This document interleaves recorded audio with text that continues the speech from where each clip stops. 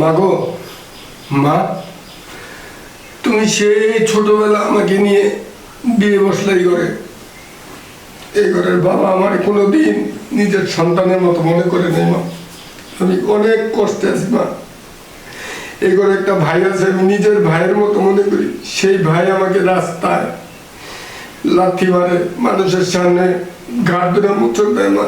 অনেক কষ্টে মা আমি জীবনটা কাটাইতেছি, শুধু তোমার দিকে চাই মা। তুমি যদি মরে যাও মা, আমি কার কাছে থাকবো মা? আমি কার কাছে থাকবো মা গো? বাজান, সৃষ্টি করছে ও আল্লাহ। আমার জীবন মরণ আল্লাহর হাতে। আমার তোরে নিয়ে কোনো চিন্তা নাই বাজান। আমি তোরে আল্লাহর হাতেই ছেড়ে দিছি। আল্লাহ কখনো তার বান্দার খারাপ চায় না বাজান। কি করবি ক? আমি তো আর ইচ্ছা করে তোরে এমন কষ্টের জীবন দেইনি।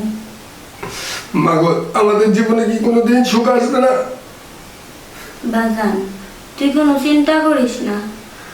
আমি না থাকলে কি হইব? তুই একদিন অনেক বড় হবি, অনেক সুখে থাকবি বাজান। তখন তোরে কেউ ঘাড় ধরে ধাক্কা দিয়ে বাইর করে দিতে পারবো না বাজান।